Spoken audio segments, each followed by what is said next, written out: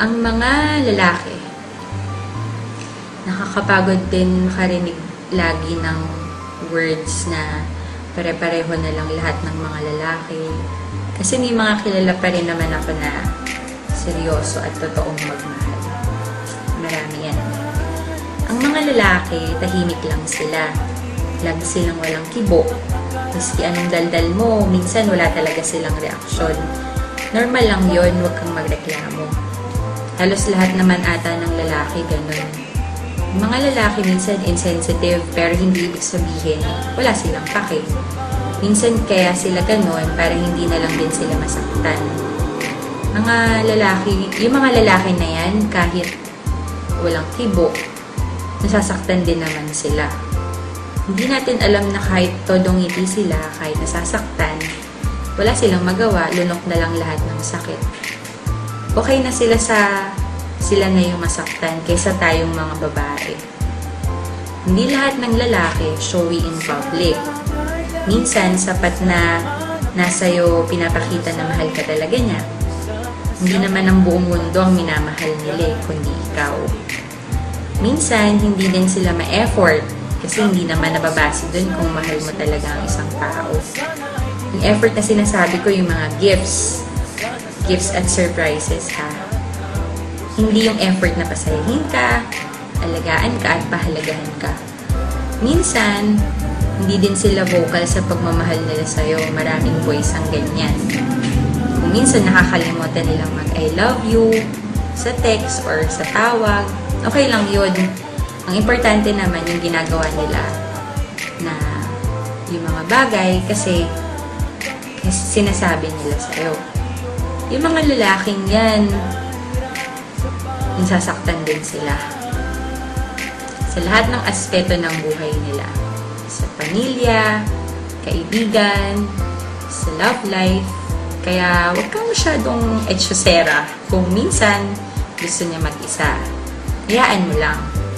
Pag ayaw ka niya kausapin muna kung may problema sila, huwag ka naman magre-reklamo agad. Ginagawa niya yun kasi gusto niyang intindihin mo siya. Hindi niya ginagawa yun, hindi dahil hindi ka importante. Pero ginagawa niya yun kasi sobrang mahal ka niya at ayaw ka niyang madamay at mahirapan sa pinagdadaanan niyang paghihirap. Yung mga lalaking yan, mas mataas pa sa Eiffel Tower ang pride. Marami yung kilalang ganyan. Normal lang yun. Huwag kang masyadong mag-e-emote na hindi ka na sinusuyo. Aba, kung ikaw naman may kasalanan, ikaw magpakumbaba. Kasi kahit gaano pa kataas yung pride nila, kung alam nilang sila yung mali, sila naman yung nagpapakumbaba. Hindi lahat ng lalaki manloloko. Taga mo yan sa bato. Hindi dahil nagmahal ka at nabigo ka, uhusgahan mo na silang lahat. Kaya nga iba-iba tayo ng mukha. Iba-iba din naman ang ugali at saka ng pananaw sa buhay. Minsan, kaya ka naluloko kasi ibig sabihin, hindi talaga kayo yung para sa isa't isa. Minsan, pinapadanas din sa'yo ng Diyos kung paano masaktan para alam mo kung paano magmahal palalo. Tandaan mo na hindi lahat ng lalaki ay pare-pareho. Kahit nagaano ka pa nila naloko, or gaano pa sila kagago. Kahit sobra kung makapaglaro ng feelings ng mga babae, kahit na ganyan sila, gusto ko lang malaman nyo na may mga puso din sila. At gusto lang nila ng isang tao na iintindi sa kanila at magsistay sa tabi nila kahit na gaano pa sila kagago. Yan ang mga lalaki.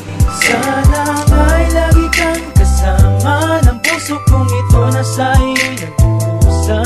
Sana nga ay pansinin kahit nasa tingin ang pag-ibig na nagpahalaga. Ang puso ko sa iyo'y sumasamo na sana ay dinggin ang sinasabi ng puso na sana sa gabi